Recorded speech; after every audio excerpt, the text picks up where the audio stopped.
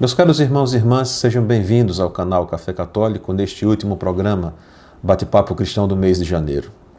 Na semana passada nós começamos a conversar sobre o discipulado e vimos que não há outro modo de ser cristão senão seguir o Senhor, se tornar seu discípulo.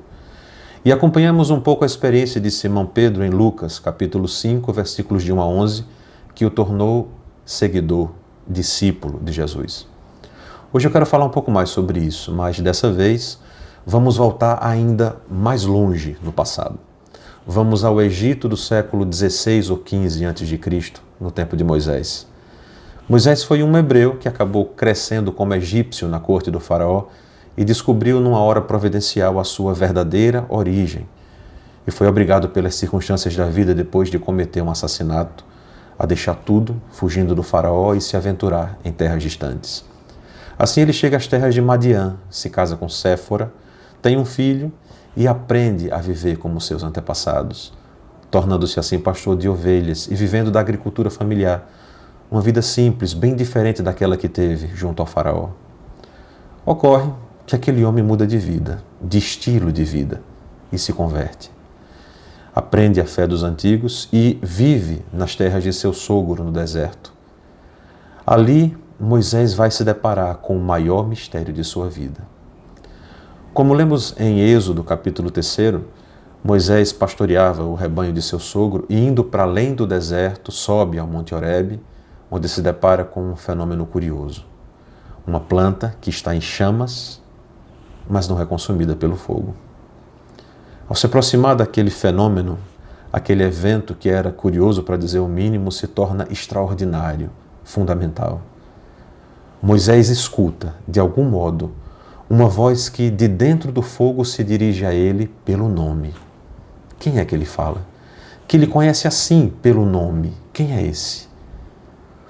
E a voz lhe diz: Eu sou o Deus dos teus ancestrais, Abraão, Isaque e Jacó. Certamente eu vi a opressão do meu povo que está no Egito e ouvi seus clamores. Por isso desci, para conduzi-lo a uma terra boa e espaçosa, terra que mana leite e mel. E quem irá ao faraó para libertar o meu povo? Serás tu, Moisés. Aqui, pela primeira vez, desde que o povo foi para o Egito e foi escravizado e já está no Egito há 400 anos, Deus dirige-se diretamente àquele povo que o espera, que nunca parou de rezar, de acreditar na promessa da terra que Deus prometeu a Abraão e a sua descendência. Veja que o povo foi parar no Egito no tempo em que José, filho de Jacó, o recebeu lá, num tempo de escassez e miséria. E com sua influência e posição, acolheu e beneficiou seu povo. Mas vejam, aquela nunca foi a terra prometida por Deus. O povo acabou por substituir a promessa pelas vantagens do Egito, acreditando que essa substituição seria suficiente. Essa é a nossa ilusão tantas vezes. Achar que a vontade de Deus pode ser substituída por vantagens. Nenhuma vantagem, por mais completa e importante que pareça, pode se igualar à grandeza da obra de Deus. Passou José, e com ele passaram os benefícios e as vantagens. Depois veio a opressão e a escravidão. Agora aquela vantagem os abandonou, mas Deus não. O povo precisou aprender que repousar nas vantagens termina sendo o mesmo que estacionar o ritmo da vida. Agora, em tempos de aflição, só resta uma esperança: clamar, pedir, implorar a Deus. E ele veio na hora certa, como quis. Chamando quem ele escolheu. Lembram de Pedro sobre o barco? A escolha, o convite, o desafio, o milagre, a mudança de vida, o mistério. Pois bem, aquele povo no Egito está prestes a experimentar o mesmo mistério. Deus escolhe quem Ele quer, na hora certa, para a missão certa. Tudo é obra de Deus. Moisés treme diante daquela missão, ele teme não ser suficiente. Qualquer um que leva a sério a vida e o seu papel diante da vida sabe o que é se ver chamado a uma missão mais que desafiadora. Na verdade, a missão que Deus nos dá, ela é sempre determinante, autodeterminante. Diz quem eu sou. Voltar ao Egito, voltar a encontrar o povo hebreu, ir ao faraó, negociar a libertação desse povo, parece demais para um homem que aprendeu a viver na simplicidade do interior do deserto, cuidando de ovelhas, no anonimato de um clã, sem nenhuma expressão, sob o peso do dia a dia, do calor do sol, das lembranças de uma vida cheia de exageros. Sim, meus irmãos, Moisés era um homem assim como muitos de nós. E Deus o conduziu a esse momento específico. Eu serei contigo quando fores ao rei do Egito. Ou seja, falarei através de ti, farei prodígios através de ti. Tua palavra, tuas ações, teus feitos, sou eu, Moisés. Tu me seguirás, farás a minha vontade, serás fiel e verás a promessa que fiz a Abraão e a sua descendência. Deus não esqueceu o seu povo, nem as promessas que fez ao povo. Ou melhor, Deus nunca se esquece. Moisés desceu do monte e entendeu tudo o que viveu.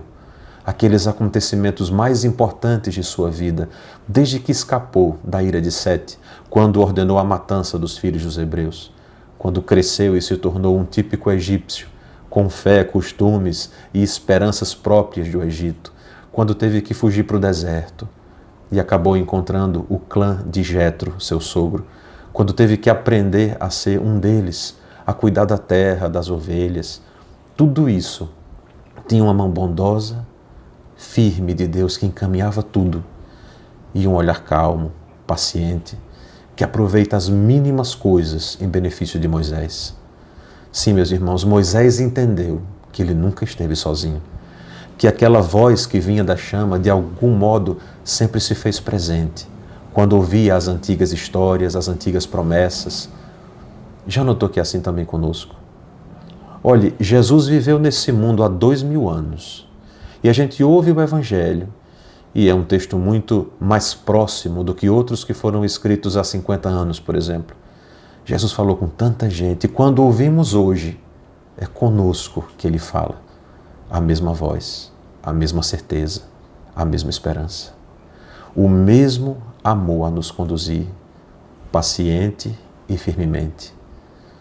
Moisés ouviu a voz e viu a chama, um fogo que queima sem se extinguir, sem diminuir, e ao mesmo tempo não consome a planta que envolve.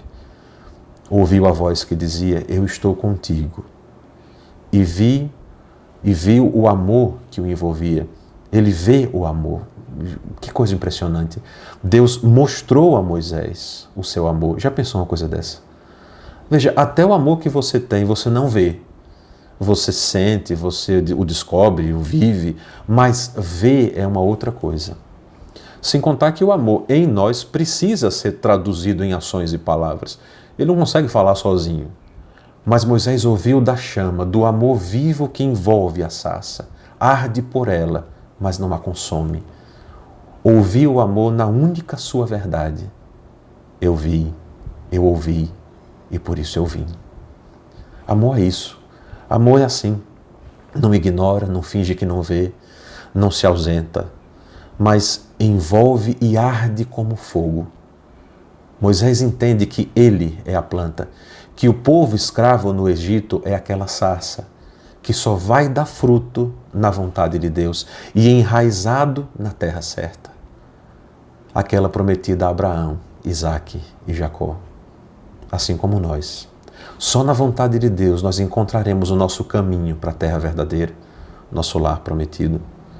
Agora Moisés pode descer do monte onde Deus lhe apareceu, o Horebe, e já está pronto para o que daí vier, porque se sabe amado, escolhido e acompanhado por Deus. Aquela chama lhe fez ver que aquele mistério de amor não usou a planta como combustível.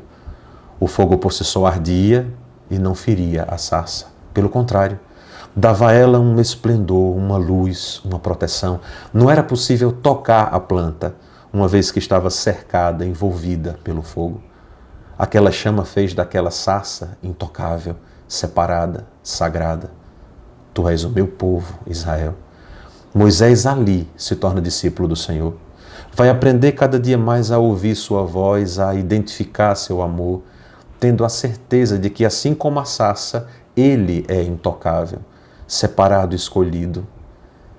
para Deus, por Deus, é figura do povo de Deus, que na sua vida também experimentou tantas frivolidades, tantos exageros, se arriscou em tantas desventuras, experimentou tantas decepções e correu atrás de tantos falsos deuses. Mas foi resgatado quando o amor de Deus se fez visível no mistério da vida e a voz do Senhor o chamou pelo nome. Ser discípulo é isso, é aprender de Deus quem eu sou e ir se maravilhando ao passo que Deus nos diz quem Ele é. Mas sem imaginações e ilusões da nossa parte, é Deus que se revela como na sarça ardente. Não somos nós que o descobrimos. Ele nos encontra no momento certo, do jeito certo, nos mistérios do ordinário da vida e muda tudo, altera tudo. O discípulo se deixa conduzir, às vezes apaixonadamente, às vezes não, mas não importa. O que importa é ser humilde e dócil, é se deixar conduzir segundo os passos do Senhor. Foi seguindo esse Moisés que seguia a Deus que o povo escravo saiu do Egito. Foi seguindo Moisés, o filho das águas, que o povo se viu entre o exército do faraó e o Mar Vermelho. E foi através de Moisés, o filho das águas, que o Deus de Israel feriu o mar e as águas se abriram para que o povo seguisse a voz do Senhor e experimentasse o seu amor, assim como na sarça. E o povo de Deus, atravessando o Mar Vermelho a pé enxuto, será o verdadeiro povo escolhido, separado, sagrado, que foi purificado pela água e pelo fogo.